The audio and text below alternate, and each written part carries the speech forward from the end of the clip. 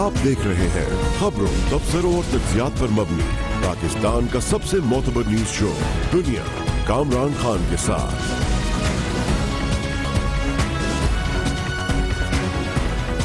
अस्सलाम वालेकुम, मैं हूं कामरान खान। साबिक सदर जनरल परवेज मुशर्रफ आज इंसदाद दहशतगर्दी की खुसूसी अदालत में बिना पेश हुए जनाब अकबर बुगटी कत्ल केस में बाइज्जत बरी हो गए हैं। बहुत अहम मामला है। जनरल परवेज मुशर्रफ पर इल्जाम था कि 26 अगस्त को उन्होंने सदर की हैसियत से वफाकी वजीर दाखिला आफ्ताब शेरपाव और बलूचिस्तान के वजीर दाखिला शोएब शेरवानी के हुक्म पर कोलू में एक क्रैकडाउन कराया, जिसमें अकबर बुगटी को 37 साथियों समेत निशाना बनाया गया जब वो एक गार में पनाह लिए हुए थे। जनरल परवेज मुशर्रफ का हमेशा से मौक़िफ़ रहा है और यही मौक़िफ़ पाकिस्तान की फौज का भी है कि वो वाक़या जिसमें अकबर बुगटी की हलाकत हुई थी, वो वाक़या दरअसल एक हादसा था और जिसमें पाकिस्तानी फौज के भी 16 एहलकार, जिनमें सीनियर ऑफिसर्स भी शामिल थे, लेफ्टिनेंट कर्नल लेवल के, वो भी शहीद हुए थे। और इस तरह के इस हादसे को कत्ल कहना गलत है, ये जनरल मुशर्रफ का भी हमेशा से कहना था और पाकिस्तानी फौज का भी ये मौक़िफ़ रहा है। बलूचिस्तान में उस ऑपरेशन के हवाले से जो बलूचिस्तान में अलहदगी पसंदों और उन अनासिर के खिलाफ रहा जिन्हें बैरूनी अनासिर की हिमायत रही है, जनरल परवेज मुशर्रफ हर फोरम पे उसका दिफा करते रहे हैं और उस ऑपरेशन के उस हिस्से का भी जिसमें हादसाती तौर पे साबिक गवर्नर बलूचिस्तान नवाब अकबर बुगटी की हलाकत भी हो गई थी। जनरल परवेज मुशर्रफ इस क्रैकडाउन की और इस वाक़े की हर आखिर तक और अपने दौरे सदारत में मुसलसल इसका भरपूर उन्होंने दिफा किया है। कोई गलती नहीं हुई, बिल्कुल सही हुआ जो बुगटी का वहां हुआ है बलूचिस्तान में।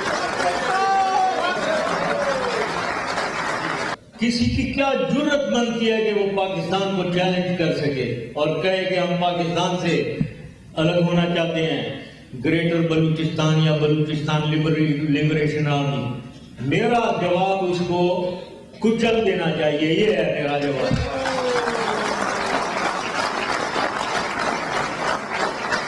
लिहाजा anyone who thinks wrong was not, no wrong was not, it was right. और अगर दोबारा कभी मौका मिला, ऐसी बात हुई, दोबारा वही करूंगा, दोबारा वैसे ही कुचलेंगे, उसको पाकिस्तान को चैलेंज करेंगे। इस मामले ने सियासी रुख भी इख्तियार किया था क्योंकि पाकिस्तान की सियासी जमातों ने बिलअमूम इस वाक़े की बहुत शदीद तनकीद की थी और इस वाक़े के हवाले से जनरल परवेज मुशर्रफ को और उस ऑपरेशन को शदीद और कड़ी तनकीद का निशाना बनाया था जो उस ज़माने में बलूचिस्तान में हुआ था। दूसरी जानिब फौज ने और जनरल परवेज मुशर्रफ ने और उनके दूसरे कमांडर्स ने इस पूरे ऑपरेशन का दिफा भी किया था और बारहा कहा था कि नवाब अकबर बुगटी की हलाकत और उनके साथियों की हलाकत दरअसल एक हादसे का नतीजा थी और इस सिलसिले में एक बाकायदा तहकीकात जो फौज के अंदर भी हुई है वो भी सामने आई थी। लेकिन पाकिस्तान की सियासी क़यादत और ख़ास तौर पे पाकिस्तान की मौजूदा सियासी क़यादत ने इस मामले में कहा यही था कि ये ज़्यादती का वाक़या है और इसकी भरपूर तहकीकात की जाएगी और इसमें बहुत बड़ा किरदार था और बहुत ही शद्दुमत से इस बात को उठाया था वज़ीर आज़म जनाब नवाज शरीफ ने जब वो हिज़्ब इख्तिलाफ में थे, हुकूमत में शामिल नहीं थे। देखिए, जिन्होंने अकबर बुगटी साहब को मारा है, उनका अगर एहतसाब नहीं होना तो फिर किस चीज़ का एहतसाब होना है? फिर हम किस बलूचिस्तान की बात कर रहे हैं, किस मुल्क की यकजहती की बात कर रहे हैं और किसको इकट्ठा करने की बात कर रहे हैं? ये खून का हिसाब जब तक नहीं होगा तो मामला चलेगा कैसे आगे? वो लोग जो इस वक्त गायब हैं वो वापस नहीं आएंगे तो मामला कैसे चलेगा आगे? और फिर जिन्होंने बेपनाह मजालिम किए हैं, जुल्म किया है, वो कैसे फिर जब उनका हिसाब नहीं लिया जाएगा कैसे मामला आगे चलेगा? मेरा नहीं ख्याल कि शॉर्ट ऑफ दिस जितने भी वो लोग हैं जो इस वक्त चले गए हैं वो किसी बात पर राजी होंगे। यकीनी तौर पर इस मौक़िफ़ के लिए आज सेटबैक था जब कोयटा में इंसदाद दहशतगर्दी की अदालत के जज जान मोहम्मद गौहर ने पहले से महफूज फैसला सुनाया और अपने मुख्तसर फैसले में दूसरे मुल्ज़मान यानी कि जनाब परवेज मुशर्रफ के अलावा आफ्ताब शेरपाव और शोएब नौशेरवानी की बरीयत की दरख्वास्त भी मंजूर की और उन्हें बाइज्जत बरी कर दिया। अदालत ने केस में नामजद 3 दीगर मुल्ज़मान जिसमें साबिक वज़ीर आज़म शौकत अजीज़, साबिक बलूचिस्तान गवर्नर उवैस अहमद गनी और साबिक डीसी डेरा मुफ्ती अब्दुल समद लासी हैं, उनके वारंट गिरफ्तारी जारी करके उनकी गिरफ्तारी तक मुकदमे को निपटा दिया और हुक्म दिया कि इन तीनों शख्सियात को गिरफ्तार किया जाए। سابق صدر جنرل پرویز مشرف پر بلوچستان ہائی کورٹ کے 5 اکتوبر 2009 کے حکم پر مقدمہ درج ہوا تھا۔ اس عرصے میں 40 سماعتیں ہوئی اور 5 سال بعد 14 جنوری 2014 کو جناب جنرل پرویز مشرف پر اس کیس میں فرد جرم عائد ہوئی تھی۔ فرد جرم عائد ہونے سے پہلے بریت تک 2 سال کے دوران جنرل پرویز مشرف کو کیس میں عدالت سے حاضری سے استثناء رہا اور کیس کے تفتیشی افسر سردار خان خود ایک سے زائد مرتبہ عدالت سے انہوں نے استدعا کی کہ سیکیورٹی خدشات کے باعث سے جنرل مشرف کو عدالت میں پیش نہیں کیا جا سکتا، جو کہ منظور ہوتی رہی اور اس طرح سے جنرل پرویز مشرف بالآخر آج اس مقدمے میں بری ہو گئے۔ باعزت طور پہ ان کو بری کر دیا گیا ہے۔ اس پر ہم مزید بات کریں گے اور اس کے لیے ہمیں جوائن کیا ہے ممتاز قانونی ماہر اور پاکستان کے نامور ایڈوکیٹ جناب خالد جاوید خان نے۔ بہت بہت شکریہ خالد جاوید صاحب۔ آپ فرمائیے گا کہ کیا یہ بات ثابت کرتی ہے کہ یہ بہت ہی کمزور کیس تھا، یہ بہت ویک کیس تھا، کیونکہ جنرل پرویز مشرف اس کیس میں اور ان کے ساتھ دوسرے جو 2 ملزمان تھے، نہ صرف یہ کہ ان کا ایکویٹل ہوا وہ بری ہو گئے، بلکہ جنرل پرویز مشرف کو اس کیس میں پیش ہونے کی بھی اس طرح سے ضرورت نہیں پڑی، گو کہ کورٹ انہیں بلاتی رہی لیکن سیکیورٹی ریزن پہ وہ پیش بھی نہیں ہوئے اور بالآخر بری ہو گئے۔ اس کیس میں جو اطلاعات یہ تھیں کہ ہر تاریخ پہ جنرل مشرف صاحب کی طرف سے ایگزیمپشن کی درخواست دی جاتی تھی اور وہ عدالت منظور کرتی تھی۔ اس صورت میں ان کو ٹرائل بھی کنٹینیو کر رہا تھا اور وہ ان کی موجودگی ضروری نہیں تھی، لیکن یہ ایک بدقسمتی ہے کہ مشرف صاحب نے ایک فیصلہ کیا ہوا ہے کہ وہ کسی عدالت میں پیش نہیں ہوں گے۔ عدالت میں پیش ہونا کوئی توہین کی بات نہیں ہوتی، یہ قانون کے وقار میں سے اضافہ ہوتا ہے۔ اور آج مشرف صاحب کو شاید اندازہ ہوگا کہ اس تمام کے باوجود جو انہوں نے پاکستان کی عدلیہ کے ساتھ کیا، اگر انہیں انصاف ملے گا تو پاکستان کی عدلیہ سے ہی ملے گا، اور اس کے سامنے ہیلے بہانے کر کے اوائڈ کرنا پریزنس وہ اچھی چیز نہیں ہے اور یہ بڑی بری ایک روایت قائم کی ہے۔ اچھا خالد جاوید صاحب یہ بتائیے گا کہ ابھی سابق وزیر اعظم شوکت عزیز، گورنر اویس غنی اور سمد آصف وغیرہ پہ ابھی کیس چلنا ہے، ان کے وارنٹ ابھی کورٹ نے جاری کیے ہیں، اس مقدمے کے دوران کیا قانونی طور پہ ممکن ہے کہ جنرل مشرف، آفتاب شیرباو وغیرہ کو دوبارہ اس کیس میں شامل کر لیا جائے؟ دیکھیے جو ان کی بریت کا فیصلہ ہے وہ ابھی تک تفصیل اس کی موصول نہیں ہوئی ہے، اور اطلاع یہ ہے کہ ان کی طرف سے کوشمنٹ کی درخواست ڈالی گئی تھی کہ ٹرائل پروسیڈ نہیں کر رہا ہے، کوئی ایویڈنس نہیں ہے اور ان کی کنوکشن کی کوئی پاسبلٹی نہیں ہے۔ دوسرے جو ملزمان جن کا آپ نے ذکر کیا، کیونکہ انہوں نے پروسیڈنگز ابھی تک جوائن نہیں کی ہیں، اس لیے ان کے خلاف نہ یہ وہ درخواست دے سکتے تھے نہ ابھی وہ ٹرائل شروع ہوا ہے۔ تو جہاں تک مشرف صاحب کا کیس کا تعلق تھا، وہ عدالت نے کوشمنٹ کی درخواست پہ ان کے اطلاع یہ ہے کہ فیصلہ دیا ہے، اور ان کی حد تک اور جو دیگر جن لوگوں کو آج بری کیا ان کی حد تک یہ فیصلہ حتمی ہے ٹرائل کورٹ کی حد تک۔ ظاہر ہے کہ جو کمپلیننٹ ہے یا ریاست ہے اس کو حق ہے کہ اس کے خلاف ہائی کورٹ میں چیلنج کیا جائے۔ جی ہاں، یہ کواش ہوا ہے کیس، بالکل ایسی ہی اب تک جو معلومات آئی ہے اس سے لگتا ہے، لیکن یہ بھی تو ایک پاکستان کی عدالتوں کی جو آزادی ہے، جس طرح سے عدالتیں کام کرتی ہیں بنا کسی انفلوئنس کے، بنا کسی کنسیڈریشن کے، کیونکہ جنرل مشرف کا ظاہر ہے کہ ایک پاسٹ ہے عدالت نظام کے حوالے سے، لیکن اس معاملے میں بہت اہم کیس تھا، وہ پیش بھی نہیں ہوئے اور ان کو مسلسل استثناء رہا، لیکن اس کے باوجود وہ بری ہو گئے۔ اس سے عدالتوں کا امیج بہتر ہوگا۔ دیکھیے جہاں تک جنرل مشرف صاحب کا تعلق ہے، انہوں نے عدلیہ کے ساتھ جو کچھ بھی کیا تھا اس کے باوجود آج تک جو انہیں انصاف ملا ہے وہ عدلیہ سے ہی ملا ہے، اور آج کا یہ فیصلہ گو کہ اس کی تفصیلات آنی ہے، اس بات کا مظہر ہے کہ کوئی عدلیہ کو ان کے خلاف کوئی ذاتی نفرت یا انتقام کی کوئی ایسی چیز نہیں ہے، اور اسی لیے جنرل صاحب کے لیے بھی یہ بہتر ہے کہ وہ عدالتی وقار کا خیال رکھتے ہوئے یہ ہیلے بہانے نہ کریں، عدالت کے سامنے پیش ہوں، اور عدالت کے سامنے پیش ہونے میں کسی کی عزت کم نہیں ہوتی بلکہ عدالت کا وقار بڑھانے میں آپ کو عزت بھی بڑھتی ہے۔ تو جنرل صاحب کو چاہیے کہ وہ ٹرائل جو بھی ان کے خلاف ہے اس کو فیس کریں ایک بہادر سپاہی کی طرح، اور اگر انہوں نے وہ سمجھتے ہیں کہ ان کے ساتھ زیادتی ہوئی ہے، سیاسی بنیادوں پہ کیس بنائے گئے جیسا انہوں نے فرمایا، تو وہ عدالتیں موجود ہیں، اور آج تک ایسا نہیں ہوا جنرل صاحب کے ساتھ کہ ذاتی انعقاد کی بنیاد پہ کوئی ایسا عدالتی فیصلہ ان کے خلاف آیا۔ بہت بہت شکریہ جناب خالد جاوید خان ہمارے ساتھ ہے۔ دوسری خبر، آج ایک اور دہشت گردی کا واقعہ ہوا ہے، بلوچستان میں ایف سی کو نشانہ بنایا گیا ہے، بڑا دہشت گرد حملہ ہے، پچھلے ایک ہفتے کے دوران بلوچستان میں دوسرا بڑا دہشت گرد حملہ، اس پر بات کریں گے چھوٹے سے کمرشل بریک کے بعد۔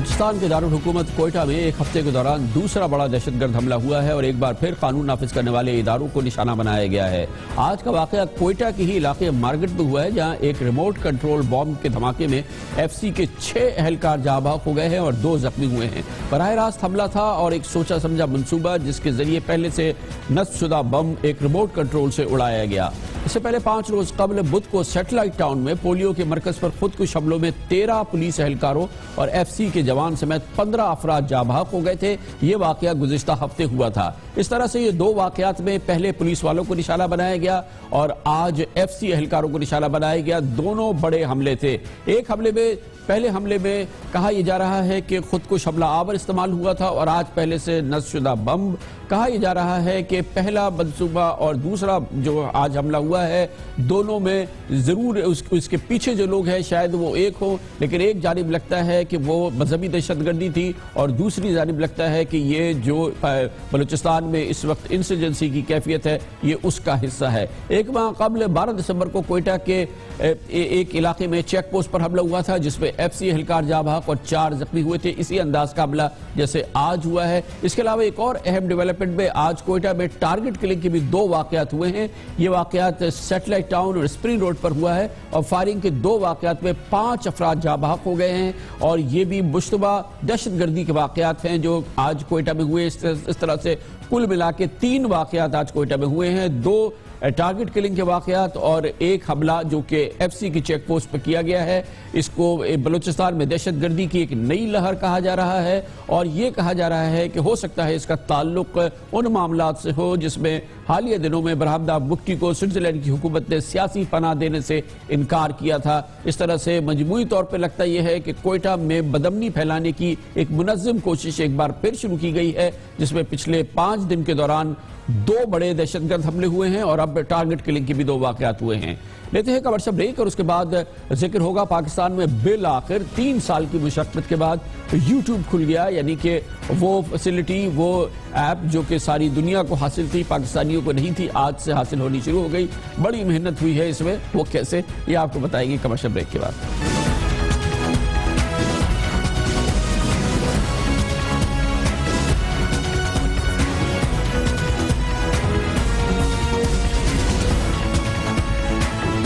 Welcome back. तकरीबन 3 साल के वक्फे के बाद आज से पाकिस्तानियों की एक बार फिर रसाई शुरू हो गई है। उनको रसाई हासिल हो गई है दुनिया के मारूफ तरीन तफरीह, मालूमात और तालीम के जरिए यूट्यूब के लिए। 3 साल तक बंदिश रही यूट्यूब की उस काबिल एतराज फिल्म के बाद, जिसके बाद पाकिस्तान में मुजाहरे हुए थे और सुप्रीम कोर्ट ऑफ पाकिस्तान ने यूट्यूब की बंदिश का हुक्म दिया था। आज पीटीए को वीडियो शेयरिंग वेबसाइट यूट्यूब का पाकिस्तानी वर्जन बहाल करने की हिदायत कर दी गई है और इस पूरे 3 साल 4 माह बाद जो कि ये अमल हुआ है और इसमें तकरीबन ये यूट्यूब जो थी 17 सितंबर 2012 को बंद की गई थी, जिसके बाद अब गूगल ने पाकिस्तान वर्जन मुतारिफ करा दिया है, यानी कि अब पाकिस्तानियों के लिए यूट्यूब का वो वर्जन अवेलेबल होगा जिसमें कि पाकिस्तान के माशरे के मजहबी और जो दूसरी हसासियत के मामलात हैं उससे पाक रखा जाएगा यूट्यूब को और पाकिस्तानियों को उस तक रसाई होगी। गो के पीटीए के पास कंट्रोल नहीं होगा कि यूट्यूब पे क्या चीज अपलोड हो, कौन सी चीज नशर हो या ना हो, लेकिन उसके बावजूद गूगल इस सिलसिले में ज्यादा एक्टिव रोल प्ले करेगा और यूट्यूब पर तमाम सतह की फिक्र, रुझानात और फन के तहफ़्फ़ुज़ के हवाले से जो चीज़ें ज़रूरी हैं, गूगल का कहना है कि वो उसको ज़रूर तहफ़्फ़ुज़ करेगा, लेकिन पाकिस्तानी हसासियत को भी उसकी नज़र होगी। बहरहाल मुख्तसर बात यह है कि पाकिस्तानियों के लिए यूट्यूब आज एक बार फिर खुल गया है 3 साल की बंदिश के बाद। 3 साल लगे और क्या अब हमारे पास फूड प्रूफ सिस्टम बन गया है, इसकी मजीद तफसील हासिल करेंगे और इसके लिए हमें ज्वाइन किया है इंफॉर्मेशन टेक्नोलॉजी की वफाकी वजीर मोहतरमा अनूशा रहमान ने। बहुत बहुत शुक्रिया मैडम। बताइएगा कि क्या अब हमारे पास हमारा पाकिस्तानी यूट्यूब आ गया है और अब इसमें वो मुतरज़ा जो मटीरियल था वो अब नहीं है? जी खान साहब, जैसे कि आप जानते हैं कि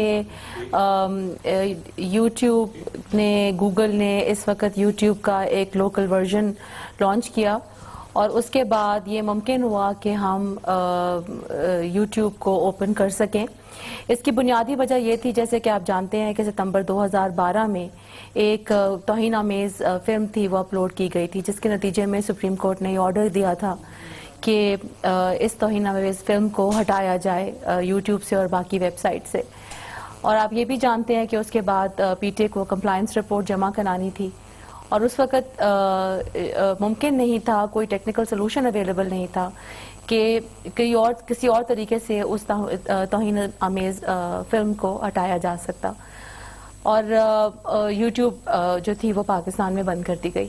پچھلے 2 سالوں کی مستقل انگیجمنٹ کے نتیجے میں ہم اس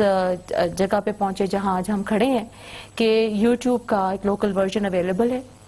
اور اس کے اویلیبل ہونے کے بعد ہمیں پی ٹی اے نے بھی ریکمینڈ کیا ہے کہ اب کوئی بھی نون کاپی موجود نہیں ہے اس توہین آمیز جو فلم تھی انسنس آف مسلمز کی اس ورژن کے اوپر, اور انہوں نے ریکمینڈ کیا ہے کہ اب کوئی وجہ نہیں کہ اس کو